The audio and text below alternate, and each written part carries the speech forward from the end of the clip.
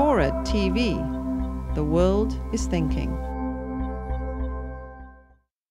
Hello, TNR TV is here with Congressman Robert Wexler from Florida, who is here at the convention, author of the book Fire Breathing Liberal. How do you think that this convention has matched up to that? Do you think there's been fire breathed? What are your takes on this so far? I think it's been a spectacular convention. We're becoming so unified that there's really no division within the Democratic Party. Senator Clinton and President Clinton, for the first part of the convention, have put us in a position where we can enter the fall campaign in a position of strength to take on the Republicans. And tonight I fully expect and confident that Senator Obama will hit it out of the park, literally, in terms of a thrilling speech that will lay out specifically all of the compelling reasons with respect to foreign policy and domestic policy, why his vision for America is far more compelling than Senator McCain's vision. Right. And you've been a supporter of Senator Obama for almost 18 months now, since Friday, March 07. Could you talk a little bit about what that's like, if there are any changes in the man and the platform? Has he grown as a candidate, and how's your support? Have you been participating in the campaign? Well, I think he has continued to grow in terms of his ability to communicate the pressing needs that the country faces. I think he presents a vision for America, both in terms of helping middle-income Americans, in terms of lifting people out of very difficult, dire economic conditions. His plans with respect to alternative energy sources to kick our habit with respect to foreign sources of oil is quite compelling. I think his tax policy to assist middle-income people rather than the wealthiest few among us is a very important change in policy that needs to happen.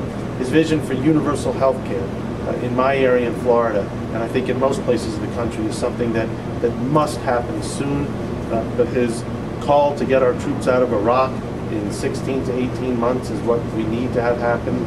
His plans to thwart the nuclear ambition of Iran is exceptionally important, but to do it through direct and tough diplomacy, which is so important.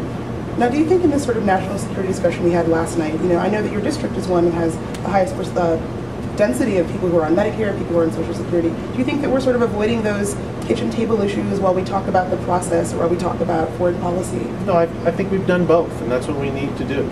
The country undoubtedly is in a very difficult economic time, and the issues you're talking about, the kitchen table issues, are what is going to dominate the campaign. On the other hand, most Americans fully are aware of the fact that we have national security concerns that go to the essence of our personal freedom and the ability to America to project the kind of position that we have in the world for our own safety. And getting our brave men and women home from Iraq, that's priority number one in terms of our foreign policy. But we also need to win the war in Afghanistan, and we need to thwart Iran's nuclear ambition. Otherwise, we'll see a nuclear race in the Middle East that will be very destabilizing for both us and many of our friends abroad. So they're both very important. Last question. I know that you've been a very strong advocate of impeachment, and I'm just curious, because none of the candidates have been asked about this in debates. What reach will the executive power play? Is it that Bill McCain or Obama sort of give back the powers Bush has taken, or do you think the toothpaste is out of the tube? And how do we negotiate that? That's why I believe we need to have impeachment hearings to hold the administration accountable, so that the precedent is not set so that future presidents will think they can do whatever they wish. I happen to believe that Senator Obama has found a very important compromise, a very healthy spot where he understands a president must secure the national security of the country, but at the same time respect the civil liberties and the personal liberties of Americans, and not go to the extent that the Bush administration has. I fear that Senator McCain will use President Bush, if he were, God forbid, elected, as an example, as a precedent in terms of the overreach of an executive in terms of abridging our freedom our freedom of speech, our freedom of association, our freedom not to be tortured, our freedom not to be under surveillance by the government when we've done nothing wrong, a whole host of things. All right. Well, thank you very much, Congressman Wexler. I really appreciate it.